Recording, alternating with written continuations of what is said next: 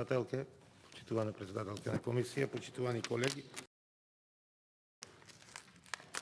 Внимателно го слушав вашето излагање и навистина дадовте еден добар осврт на стратегијата за борба против корупцијата, која треба, националната стратегија, која треба тука да ја разгледаме и да ја донесеме во собранието. Ќе се задржам на неколку точки, неколку реченици кои ги имавте во вашето излагање. Ќе почнам од самиот крај, каде што кажавте дека и вие самиот лично сте борец и давате поддршка за реализација на оваа национална стратегија и посебно за да ги добијаме ефектите во справувањето со корупцијата во Република Македонија. Тука ќе се надополнем и со она што го изнесе сега председателката како еден вид реплика на вашето излагање, каде што и сама да кажа дека има и признание од релевантни фактори, политички, дека вработувањето во Република Македонија се извршува со доставување партиски списоци од политичките партии, односно во моментов, бидејќи ние сме сега за едно актуелно време да зборуваме,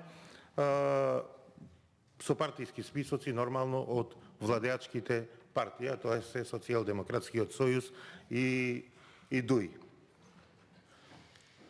Тука ќе се надоврзам на вас, колега Минов, дека навистина е направена солидна, добра проценка на ризиците од корупција, што е како еден прв чекор од процесот на подготовка на оваа стратегија. Но јас би ве надополнил и би кажал дека првиот чекор на оваа стратегија би требало да биде во насока на зголемување на надлежностите на Државната комисија за спречување на корупцијата и конкретни рокови во поставување на ефектите и целите што треба да ги видиме од оваа национална стратегија.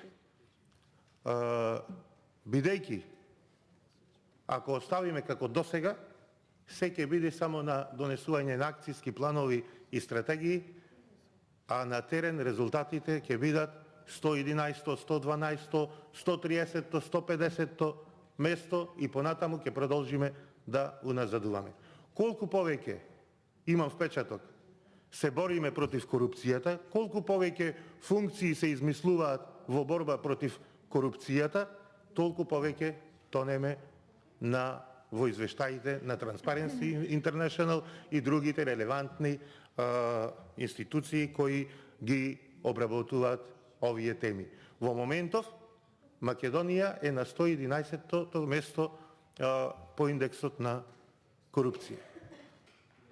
Значи, неколку места надолу со откако се формирала Државната комисија за спречување со корупцијата, што секако треба да преземете и вие тука вина, бидејќи, како што кажав, дали законски немате начин како до крај да реагирате, односно да ги детектирате и до крај да се расчистуваат некои случаи, или е друг проблем, не знам, но во моментов е ситуацијата таква. Во околу проценката на ризиците сте процениле дека ризиците во областите каде се генерираат силни ризици од корупција се јавни набавки, вработување во јавниот сектор, инспекцијски надзор, издавање на различни одобренија, решенија, лиценци, дозволи и слично во сите сектори. Тука правосудство, полиција, јавно здравство, образование, транспорт, урбанизам и останатите општествени сектори. Ова вашето е говор или реплика на колегата Панчев? Добро.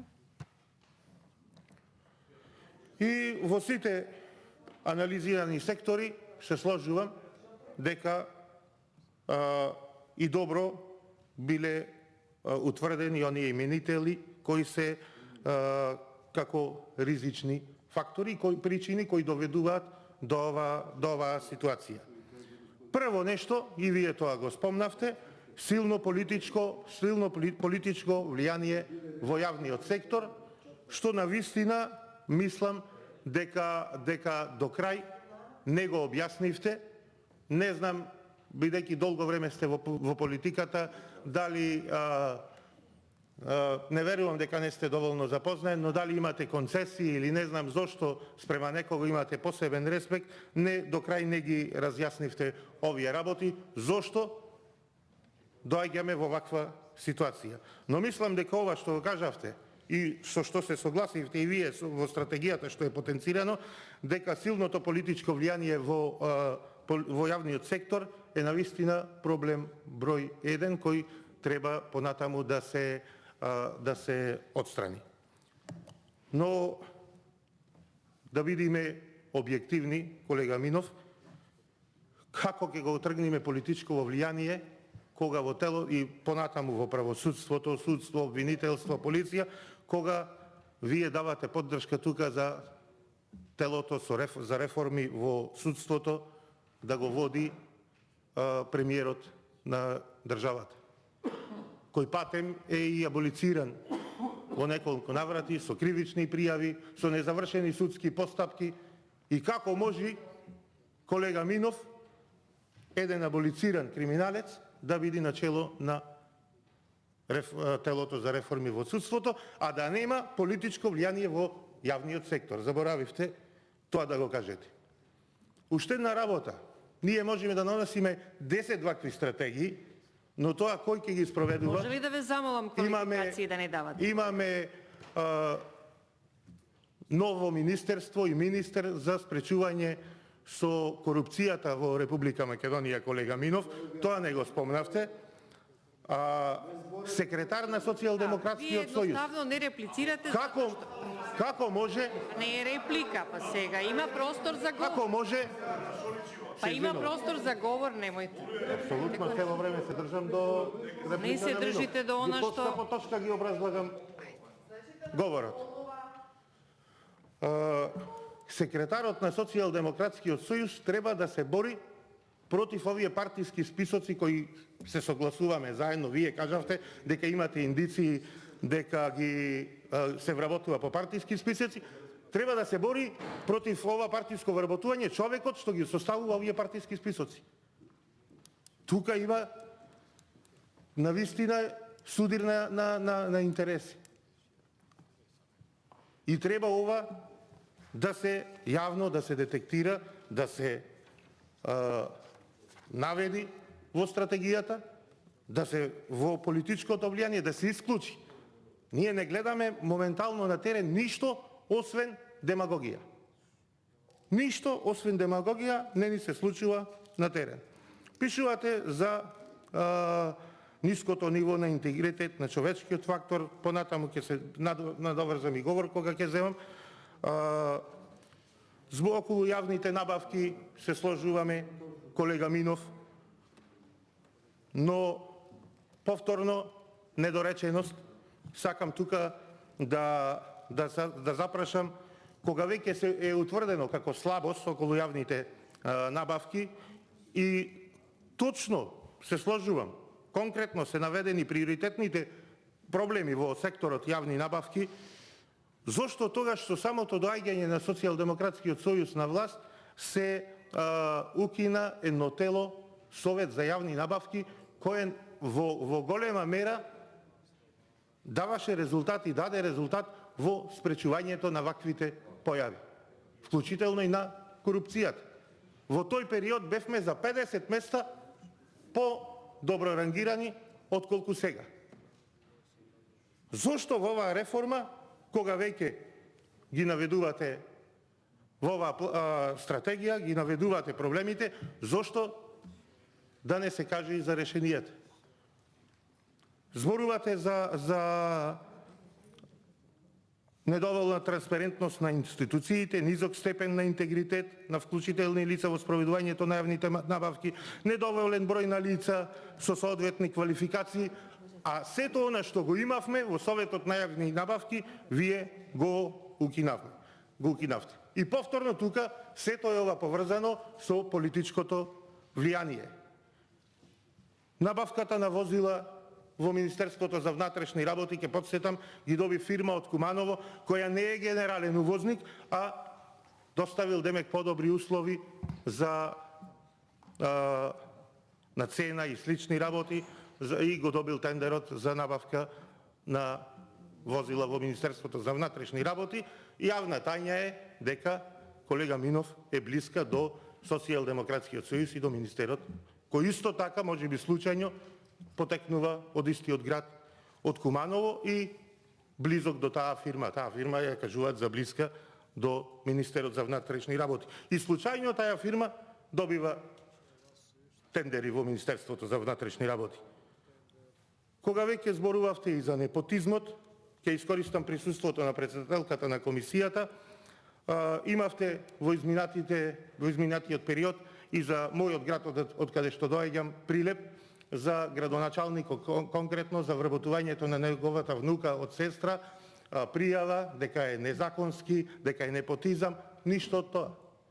Затоа велам, во оваа стратегија вие требаше да барате зголемување на надлежностите. И сите ние, колега, ако реално сте за борба против корупцијата, треба да го бараме ова. Бидејќи сето ова само ќе остане на картија, ако понатаму не добие разврска. Еве уште еден случај, кога веќе зборуваме на оваа тема. Во Прилеп исто во моментов имаме директори на едното јавно предпријатие, едното државно, двајца браќа. А нивната внука од брат до вчера беше директорка на трето јавно предпријатие, сега се вработува во друго јавно предпријатие. Откако направи многу добра набавка на автобуси во тоа предпријатие за јавен превоз, каде што впрочем ве повикувам да го разгледате и тој случај, како може автобусите набавени во Прилеп да чинат 250.000 евра по автобус, а истата фирма Автомакедонија во Тетово, општина Тетово да чини еден автобус 144.000 евра.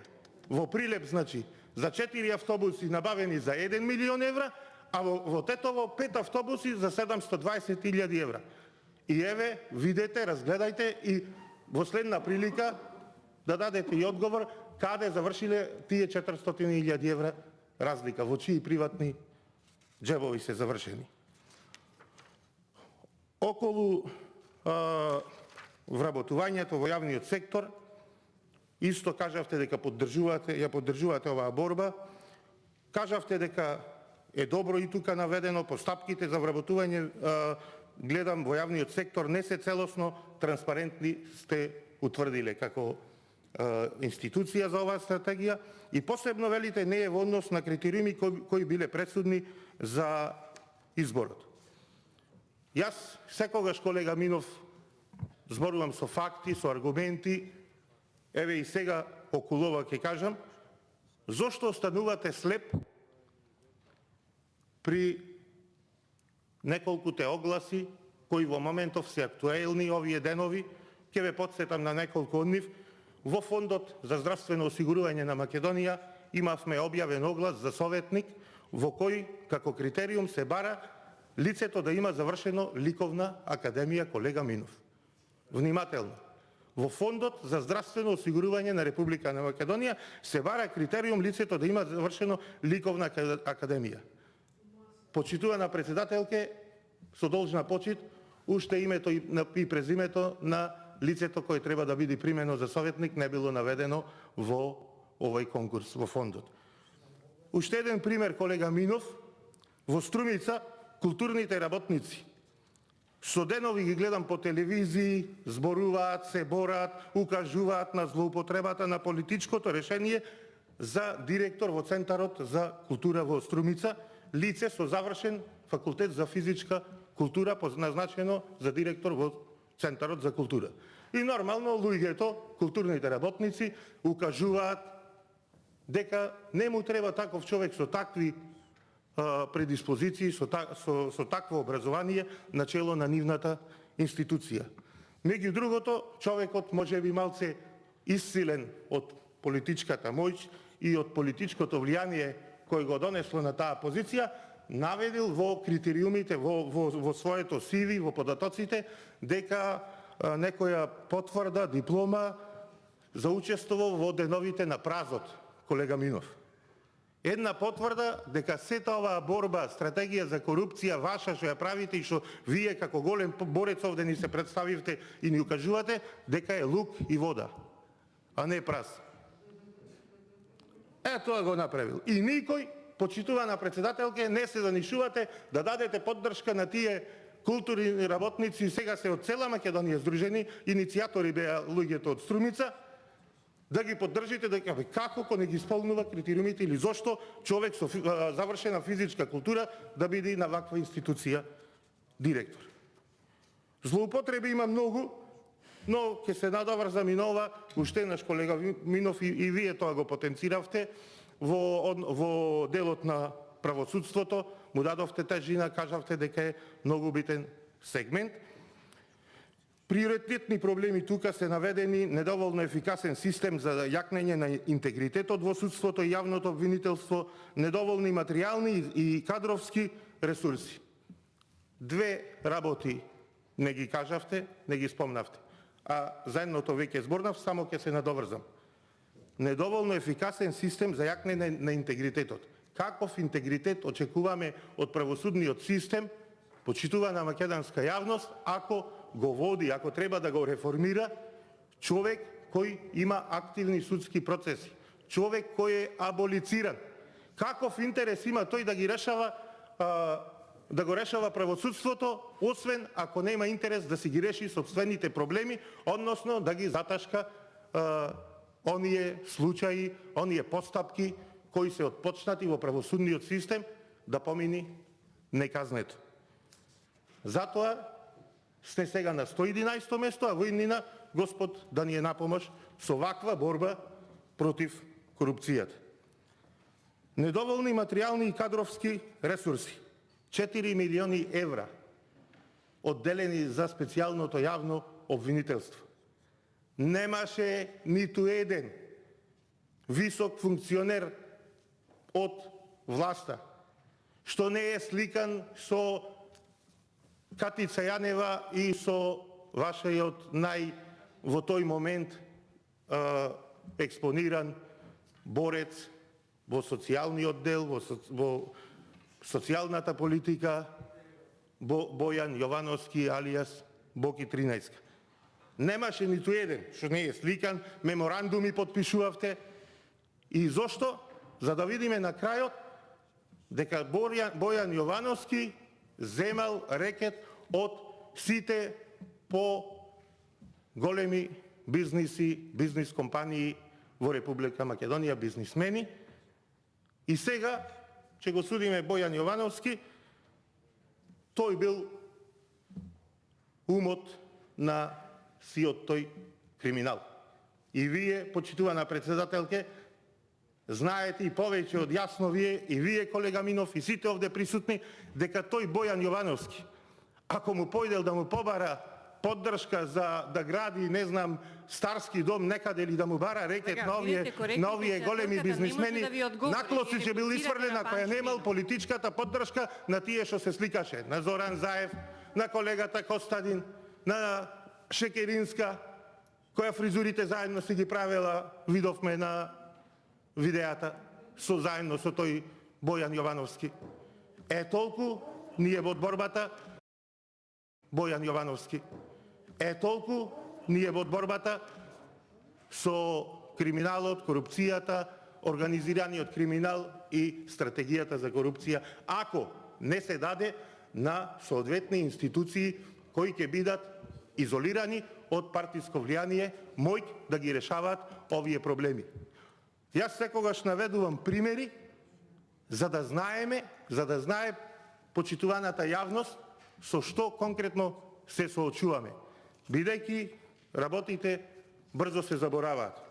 И на крај да изразам, колега Минов, жалење зошто министерот кој треба да се бори со корупцијата во министерот од владата, кој треба да се бори со корупцијата во државава и кој за тоа е скапо платен, денеска на ваков настан не е присутен.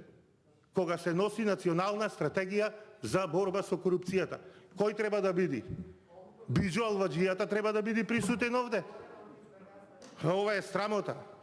Затоа ќе ве молам, ако сакаме ова национална стратегија да донесе резултати, ние, колега Минов, мораме да пристапиме кон решавање на овие точки овде што се наведени. А не само да набројуваме, да укажуваме и на крајот, колега Минов, пак да си окрените рачето да гласате за Зоран Заев да биде на чело на телото за реформи во судството, во правосудството. Со такви реформи 111 место дури и ќе ни биде премија. Ќе го бараме в година. Ќе видиме многу подолу. Ви благодарам.